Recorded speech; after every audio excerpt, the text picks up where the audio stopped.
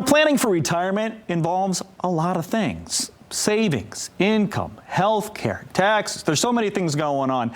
How do you make sure your retirement is a successful retirement? Well, joining us to discuss that, Taylor and Laurel Stewart, the husband-wife team at Mattson Financial Services, a firm that's been helping people retire successfully right here in West Michigan for decades. You can also catch them on their popular radio show, Money Mentors. Welcome back, guys. Good to be here. Absolutely. Are you going to say the same thing, 100%. Steve? We're around each other too much. Finish each other's sandwiches. No, wait. Right. So, what does that mean? A successful retirement. That seems kind of an ambiguous term. How do we define that? Well, I think for us to say, hey, you've had a successful retirement means if we could reflect on and you talk to us and say, these are my retirement dreams, goals, and desires, because that's what we talk about in the very first meeting.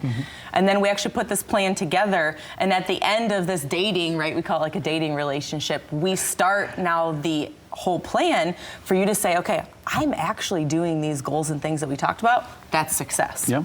Perfect. So what should people be thinking about when they're in or near retirement? I mean, you see a lot of numbers flying around, and it gets confusing. We got lives, okay? Yeah. Right. We got things to do. So to think about 59 and a half and 62 and mandatory distributions, and tell me you guys got that covered. Yeah, absolutely. That's a part of the plan, and especially the RMD piece, something that we're going to plan for to help make sure we can provide income but not have to spend a bunch of money on that tax bill as well. So when it comes to that plan, we really want to start with a basis of what do you want to achieve in retirement? What are your income goals, right? That monthly critical income need to cover your taxes, utilities, mortgage, and all that good stuff. And then what does your lifestyle look like? And then we work backwards into it and say, okay, this is what we've accumulated in assets. We need to take a look at Social Security. What about the tax plan? Are you retiring pre-65? So we've got to talk about some marketplace health insurance, or are we talking Medicare? And we've got experts in all of those areas that we work with as well to make sure that from the investment side to the tax piece, the estate piece to the insurance side, we've got you covered. Makes sense, right? Start at the finish line. Yep. Figure out what your goal is and then work the baby steps back, right, to get there. You mentioned the word income, Taylor.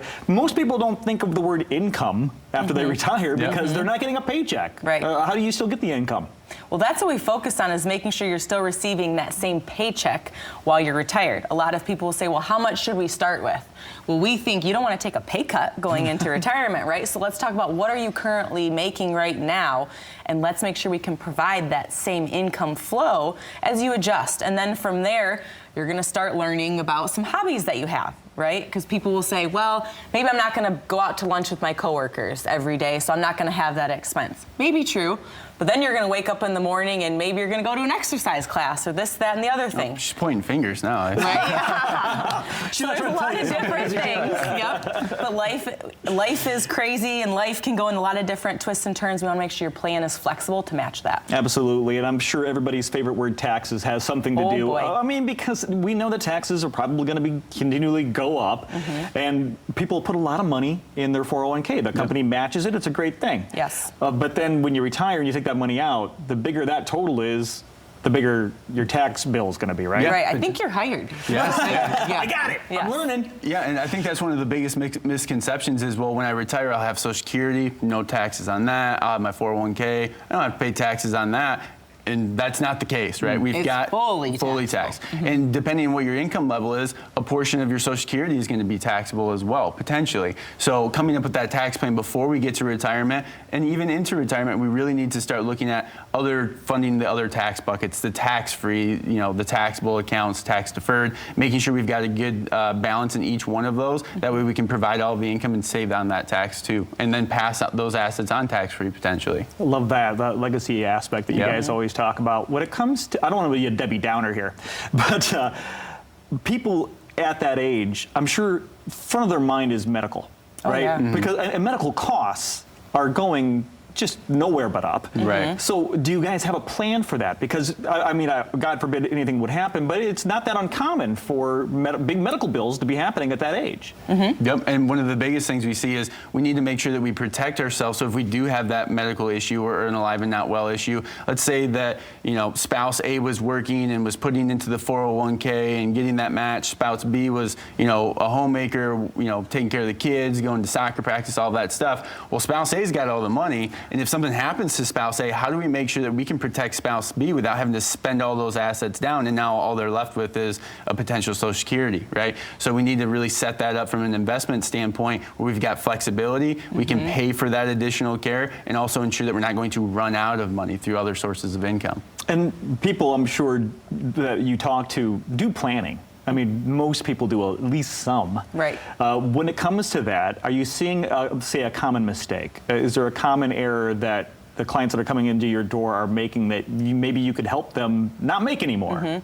I think the biggest one is the set it and forget it, right? So I'm just putting my money away, but I'm not rebalancing in the 401k. And so the issue that we see is a lot of times people will come in and they're actually invested in a target date fund. Because it's the easiest thing, right? I'm signing up for a 401k, I'm just gonna check this box because nobody's there to help me know where I should invest in. And so with that target date fund, it sets up to say, okay, Laurel, in 30 years from now, your retirement date is, let's say, 2065. Well, as I go, every year it's going to automatically rebalance to a more conservative model because I am aging, right? Because that's the typical thing that you should do. But then we see times like COVID or even last year, right, where no, conservative isn't the answer. The bond market was terrible. So what can you do? Instead, you should be buying into markets that are down, because especially when you're younger and you're putting money into a 401k, now you have time on your side for that to recover. So these are the things that you need to have an active management strategy still within your 401k. Don't let that set it and forget it get you. We actually do offer 401k management, so we can help you in that aspect too. Guilty. Yep. Nodding. That's all right. Yeah, guilty. We're not trying to, point any You're fingers. shaming me now. We're just educating. Absolutely, but I'm guilty of that. Set it and forget it. Just put the money aside and let it go. But to have someone actively managing that wealth, actively managing those funds is so key. So let's get people to your doors on your phones.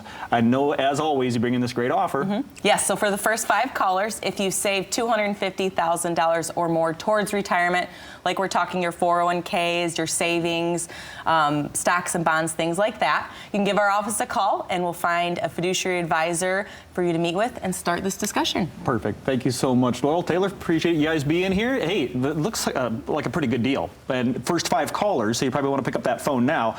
All you have to do to take advantage of that special offer, if you're in or near retirement, Taylor, Laurel, the rest of the team are going to sit down with you. They're going to discuss a personal, customized, enhanced retirement plan just for you. It's a comprehensive plan. It's going to look at everything, your investments, your income sources, your taxes, and so much more to help get you to and through that retirement you deserve. Reserve one of those spots now. Call 1-800-536-8907. That's 800-536-8907.